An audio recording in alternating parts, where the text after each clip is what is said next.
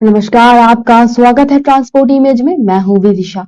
आइए नजर डालते हैं अब तक के अहम खबरों पर।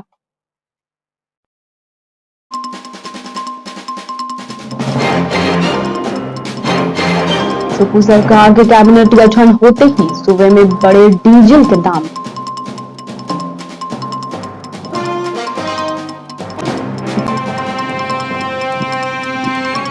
हिमाचल प्रदेश में कैबिनेट गठन से पहले 6 मुख्य सांसदों का शपथ ग्रहण रविवार को। अंधविश्वास के चक्कर में मां ने 6 माह के बच्चे को फावड़े से काटकर उतारा मौत के घाट।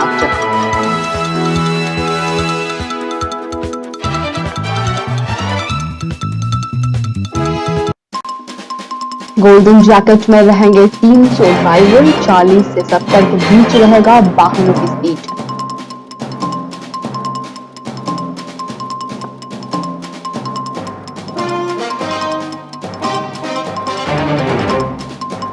दहेज में चाहिए थी महंगी जैकेट, ससुराल से नहीं मिली तो गला दबाकर पत्नी की कर दी हत्या।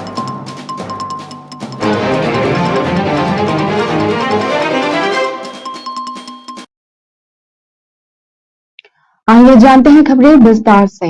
प्रवासी भारतीय सम्मेलन में हर एक कार्य को बेहद सलीके से किया जा रहा है। यहाँ तक कि अतिथियों को लाने ले जाने के काम में लगे करीब 300 ड्राइवर्स भी एक जैसे गोल्डन जैकेट में नजर आएंगे। सम्मेलन से पहले उन्हें ड्राइविंग स्किल के साथ ही मेहमानों से अच्छा व्यवहार रखने की ट्रेनिंग भी दे दी गई है। वे मेहमानों को लाने जाने और बात करने से लेकर गाड़ी चलाने तक सलीके से सीख चुके हैं। अधिकारियों ने ड्राइवर्स को बताया कि विदेशों से आने वाले मेहमानों को अतिथि देवो भव की संस्कृत का परिचय कराते हुए वाहन चलाते समय अच्छा व्यवहार रखना है। गाड़ी चलाते समय स्पीड 40 से 70 के बीच रखने को कहा गया है। ड्राइवर्स को बताया गया है कि गाड़ी चलाते समय ध्यान रखें, वाहन को साफ सुथरा रखें, मेहमानों के सामने गुटखा समेत किसी तरह का नशा करके नहीं पहुंचे। यदि मेहमान ने कहे तो म्यूजिक चलाए, अन्यथा बंद रखें। उनके आने जाने दोनों समय गेट खोले और बंद करें। गाड़ी छोड़कर कहीं न जाए। अतिथियों से सम्मानपूर्वक बातचीत करें। मेहमानों को लाने ले जाने के लिए एमपी टूरिज्म के माध्यम से करीब 800 कार बस का अनुबंध किया गया है। यूपी के सुल्तानपुर में रविवार को एक मां ने अपने ही 6 माह के बच्चे को मौत के घाट उतार दिया। आशंका जताई जा रही है कि अंधविश्वास के चक्कर में महिला ने इस घटना को अंजाम दिया। हत्या की सूचना पर पहुंची पुलिस ने आरोपी महिला को हिरासत में ले लिया, साथ ही मामले की पड़ताल में जुटी रही। दरअसल पूरा मामला गोसाईगंज थाना क्षेत्र के धनौडीह कुटिया गांव का है। इसी गांव में शिव कुमार की पत्नी मंजू उर्फ राधा ने अपने को 6 माह के बच्चे को लिया और गांव के बाहर बने देव स्थान पहुंच गई। इस दौरान मंजू ने अपने बच्चे को फावड़े से काटकर उसकी हत्या कर डाली। इस घटना की जानकारी लगते ही इलाके में हड़कंप मच गया।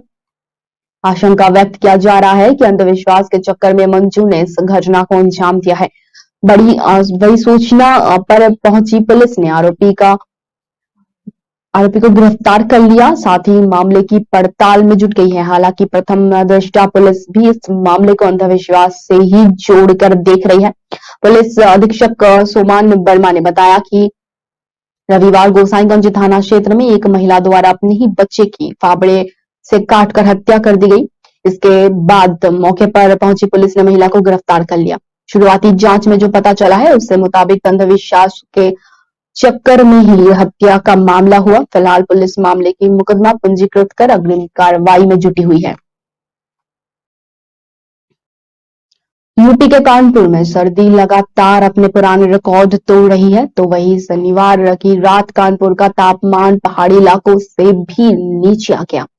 शहर का तापमान देर रात 2 डिग्री सेल्सियस पहुंच गया, जो शिमला से भी कम था। शिमला का न्यूनतम तापमान 3.7 डिग्री तक गया था। शिमला से भी ज्यादा ठंडी की वजह से शहर वासियों के लिए यह सर्दी आफत सा बन गया है। मौसम विभाग के मुताबिक आने वाले दिनों में ठंड का सितम जारी रहेगा। कानपुर में पिछले 4 दिनों से लगातार न्यूनतम तापमान 5 से 3 डिग्री सेल्सियस के आसपास बना हुआ है, लेकिन 7 जनवरी की रात ऐसी रही कि वो पहाड़ी शहरों से भी ज्यादा ठंडी थी। जिन पहाड़ी इलाकों का नाम सुनकर ही ठंड महसूस होता है, वहां तापमान कानपुर शहर से ज्यादा था। कानपुर शहर का तापमान जब 2 डिग्री सेल्सियस था, तब Shimla 3.7 degree Celsius, Kangra 3.2 degree Celsius, Mussoorie 4.4 degree Celsius, Dalhousie 4.9 degree Celsius और नैनीताल 6.2 डिग्री सेल्सियस था। कानपुर शहर में इससे पहले वर्ष जनवरी 2013 में न्यूनतम तापमान 1.2 डिग्री सेल्सियस डिग्री लुढ़का हुआ था। वहीं मौसम विभाग की माने तो आने वाले कुछ दिनों तक अभी कोहरे और धुंध के साथ साथ पाला भी गिरेगा। तापमान में कुछ बढ़ोतरी 2 या 3 दिनों के बाद हो सकती है। भीषण ठंड और लगातार कोहरे के कारण शहर का पूरा प्रदूषण भी खतरनाक स्तर पर पहुंच गया है। शहर का एक AQI लेवल 450 के पार पहुंच गया है। खासकर नेहरू नगर, कल्याणपुर, IIT और किदवई नगर में भी प्रदूषण से हालात बेहद खराब है। कानपुर शहर में इसके पहले भी वर्ष जनवरी 2013 में न्यूनतम तापमान 1.2 डिग्री तक लुढ़का था। मौसम विभाग की माने तो आने वाले कुछ दिनों तक अभी कोहरा और धुंध के साथ साथ पाला भी गिरेगा। तापमान में कुछ बढ़ोतरी 2 या 3 दिनों के बाद हो सकती है।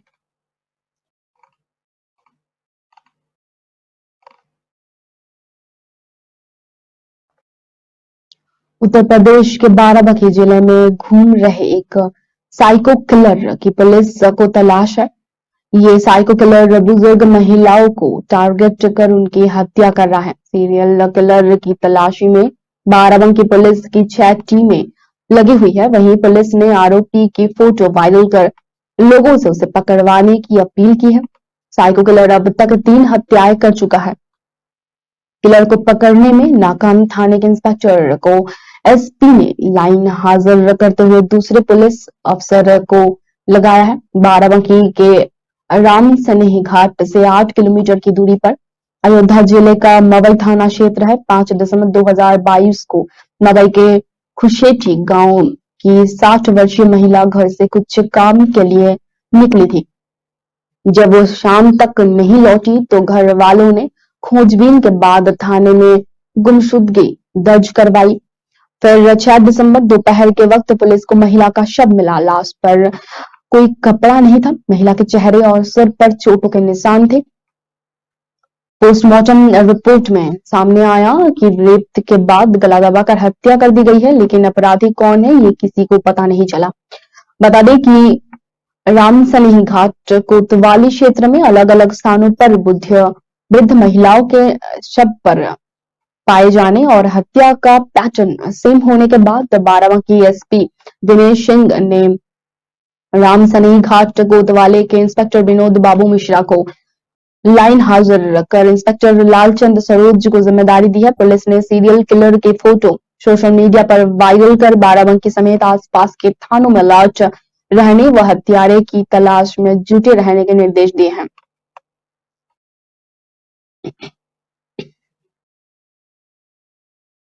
महिलाओं को लेकर ट्वीट पर अभद्र टिप्पणी मामले में समाजवादी पार्टी के आधिकारिक ट्विटर हैंडल संचालक मनीष अग्रवाल की गिरफ्तारी के बाद रविवार सुबह पार्टी अध्यक्ष अखिलेश यादव पुलिस मुख्यालय सिग्नेचर बिल्डिंग पहुंचे। कहा जा रहा है कि मनीष अग्रवाल की गिरफ्तारी के विरोध में अखिलेश यादव पार्टी कार्यकर्ताओं संघ पुलिस मुख्यालय में पहुंचे। इस दौरान एक अफसर ने अखिलेश यादव को चाय का ऑफर दिया तो उन्होंने मना कर दिया। अखिलेश ने कहा कि बाहर दुकान खुल गई होगी, वहीं से मंगवा लेंगे। हमें पुलिस पर भरोसा नहीं, कहीं जहर मिला दिया तो आप अपनी चाय खुद पिए। अखिलेश यादव के सिग्नेचर बिल्डिंग पहुंचने के बाद समाजवादी पार्टी के ऑफिशियल ट्विटर हैंडल से एक ट्वीट भी किया गया, जिसमें लिखा है कि अखिलेश यादव पुलिस मुख्यालय पहुंचे लेकिन वहां कोई जिम्मेदार व्यक्ति मौजूद नहीं है। दरअसल सपा के ट्विटर हैंडल संचालक मनीष जगन अग्रवाल के खिलाफ बीजेपी युवा मोर्चा की महिला नेता की तरफ से हजरतगंज थाने में एक FIR दर्ज करवाई गई थी, जिसमें समाजवादी पार्टी मीडिया सेल के ट्विटर हैंडल से चरित्र हनन, अभद्रता, धमकाने का आरोप लगाया गया था। वहीं जिसके बाद पुलिस ने मनीष जगन अग्रवाल को गिरफ्तार कर लिया। समाजवादी पार्टी की तरफ से मनीष की गिरफ्तारी को निंदनीय बताया गया है। कहा जा रहा है कि इसी के विरोध में अखिलेश यादव रविवार सुबह सुबह सिग्नेचर बिल्डिंग पहुंचे। गौरतलब है कि अखिलेश यादव लगातार पार्टी नेताओं के खिलाफ हो रहे कार्रवाई को सरकार की बदले की राजनीति बता रहे हैं।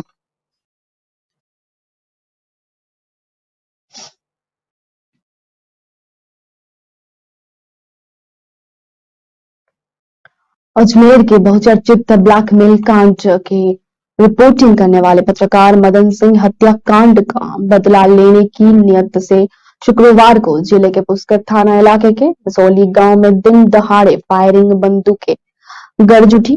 फायरिंग में एक व्यक्ति की मौत हो गई और एक गंभीर रूप से घायल हो गया। फायरिंग से इलाके में हड़कंप मच गया। फायरिंग के वारदात के बाद पुलिस अधीक्षक चूनाराम निजाट, एडिशनल एसपी सिटी विकास संगावन और एडिशनल एसपी ग्रामीण वैभव शर्मा जेएलएन अस्पताल पहुंचे और मृतक के परिजनों से जानकारी जुटाई। वारदात की सूचना मिलते ही जेएलएन हॉस्पिटल में मोर्चरी के बाहर मृतकों के परिचितों का जमावड़ा लगा हुआ था। वारदात को अंजाम देने में कितने लोग शामिल थे, इसकी जांच की जा रही है। जानकारी के मुताबिक फायरिंग का ये मामला आपसी रंजिश का बताया जा रहा है। वारदात पुष्कर के एक रिसोर्ट में शनिवार को दोपहर के बाद हुई। वहां फायरिंग में पूर्व पार्षद एवं हिस्ट्री शीटर सवाई सिंह तंबर के सिर में गोली लगने से मौत हो गई, जबकि इसके साथ ही दिनेश तिवारी के पेट में गोली लगी है। फायरिंग में सवाई सिंह और दिनेश तिवारी गंभीर रूप से घायल हो गए थे। बाद में दोनों को इलाज के लिए अजमेर के जवाहरलाल नेहरू चिकित्सालय ले जाया गया। वहां सवाई सिंह की मौत हो गई। घायल दिनेश तिवारी का जेएलएन हॉस्पिटल में इलाज जारी है।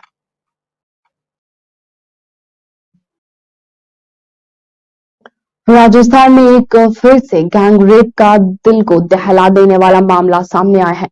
इस बार मामला राजधानी जयपुर से सटे दौसा जिले से जुड़ा हुआ है।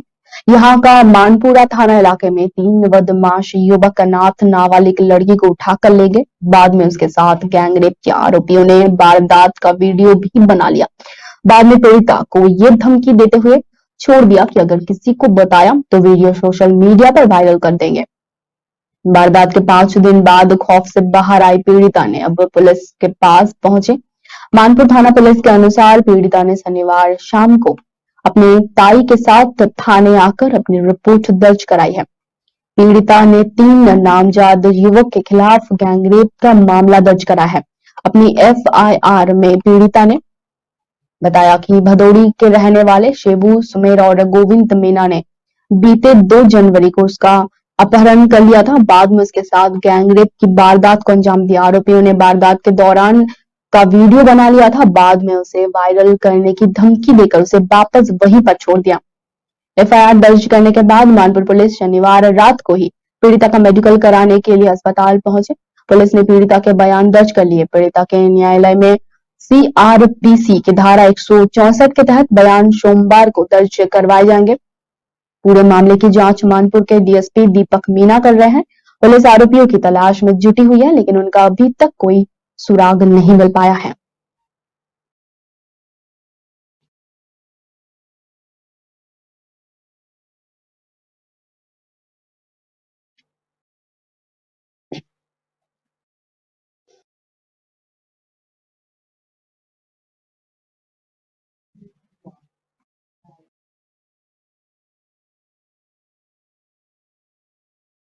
महाराष्ट्र में सुबह सुबह भूकंप के झटके महसूस किए गए। रविवार सुबह 4:30 बजे 3.6 तीव्रता का भूकंप आया। नेशनल सेंटर फॉर सिस्मोलॉजी के अनुसार भूकंप का केंद्र महाराष्ट्र का हिंगोली जिला था। भूकंप जमीन के 5 किलोमीटर भीतर देखा गया है। भूकंप के इस झटके से अभी तक किसी भी तरह की क्षति की कोई सूचना नहीं मिल पाई है। नेशनल सेंटर फॉर सिस्मोलॉजी ने यह भी बताया कि देर रात करीब 2:48 पर पोर्ट ब्लेयर, अंडमान और निकोबार द्वीप से 43 किलोमीटर उत्तर में भूकंप आया। भूकंप की तीव्रता 4.1 थी, जिसकी गहराई 15 किलोमीटर थी। इससे पहले महाराष्ट्र में 15 दिसंबर को भी भूकंप के झटके महसूस किए गए थे। यहाँ संगोली में 15 दिसंबर की शाम करीब 5:18 पर यह भूकंप आया था। जानकारी के मुताबिक इसकी तीव्रता 2.7 थी। रिक्टर स्केल पर इसकी तीव्रता 3.8 थी। इस भूकंप का केंद्र हरियाणा के इज्जर में था और भूकंप के केंद्र की गहराई जमीन के करीब 5 किलोमीटर अंदर थी। गौरतलब है कि पिछले कुछ महीनों में देश के कई हिस्सों में भूकंप के झटके महसूस किए जा चुके हैं। बता दें कि हिमाचल प्रदेश में 31 दिसंबर 2022 को सुबह 5:51 पर भूकंप के झटके महसूस किए गए। मंडी जिले में आए भूकंप की तीव्रता रिक्टर स्केल पर 2.8 रही।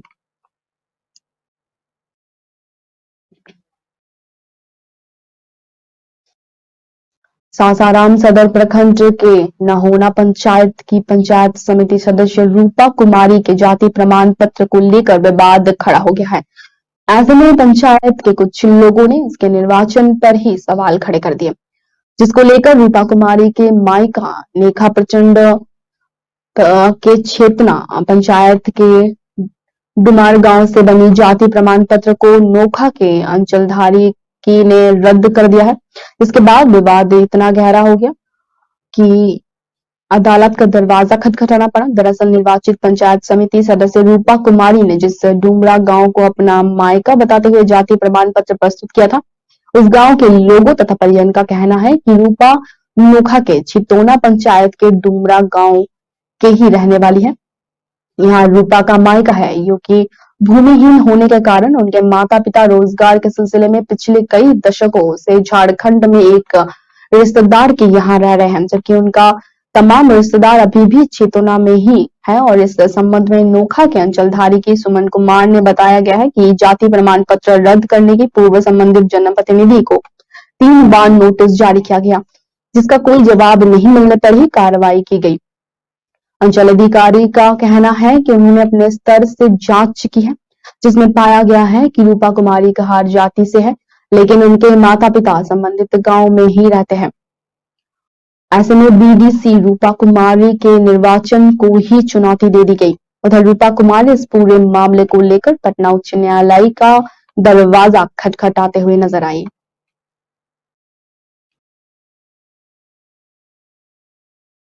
बिहार में कड़ाके की ठंड पड़ रही है, ऐसे में जैकेट की डिमांड भी तेज हो गई है। लेकिन छपरा में एक ऐसा मामला सामने आया है कि जिसे सुनकर आपके होश उड़ जाएंगे। मामला वैशाली जिले का है, जहां एक पति ने जैकेट की डिमांड पूरा नहीं करने पर अपनी ही पत्नी की हत्या कर दी। मृतक का नाम रितिका कुमारी है, जो छपरा के मुफस्सिल थाना क्षेत्र के मंगाईडीह गांव की रहने वाली थी। 8 महीने पूर्व ही रितिका की शादी वैशाली जिले के देसरी थाना क्षेत्र स्थित कालीचरण सिंह उर्फ बुलबुल सिंह के साथ हुई थी। मृतक के परिजनों का आरोप है कि शादी के बाद ही दहेज की डिमांड कर रही थी रितिका को पीड़ित किया जा रहा था। वहीं परिजनों के अनुसार रितिका की हत्या के 2 दिन पहले जैकेट के लिए उसे प्रताड़ित किया गया, जिसकी सूचना उसने अपनी मां को दी थी। इस संबंध में ससुराल वालों के खिलाफ वैशाली जिले के देसरी थाने में एफआईआर दर्ज करवाई गई है। एफआईआर दर्ज कराए गए और एफआईआर में मृतक की मां और मुफस्सिल थाना क्षेत्र के मंगाईडीह गांव निवासी अनीता देवी ने बताया कि उन्होंने अपनी पुत्री की शादी हिंदू रीति रिवाज से 2 मई 2022 को वैशाली जिले के देसरी थाना क्षेत्र के पानापुरा रघुनाथ गांव निवासी भोला सिंह के पुत्र कालीचरण से करवाई थी। परिजनों के अनुसार शादी के समय से ही 4 पहिया वाहन और अन्य सामान के लिए उनकी पुत्री को प्रताड़ित किया जा रहा था। यहाँ तक कि पुत्री कोई बात घर तक नहीं पहुंचा पाए, इसके लिए मोबाइल का सिम नंबर तक चेंज कर दिया गया था। 7 माह बाद यानी कि 2 जनवरी 2023 को अचानक 7:30 बजे सुबह में ससुराल वालों ने फोन करके बताया कि अब की बेटी का तबीयत खराब हो गया, जल्द आइए। जबकि हकीकत तो ये था कि दामाद और घर के अन्य सदस्यों ने मिलकर उसकी गला दबाकर हत्या कर दी थी। मृतिका की मां ने बताया कि इस बात का प्रमाण गले पर दाग और मेडिकल टीम के अफसरों के द्वारा मौके पर जाना है। पुलिस ने भी प्रथम दृष्टता से इसे हत्या का मामला ही माना है, क्योंकि गले पर दाग स्पष्ट दिखाई दे रहा है।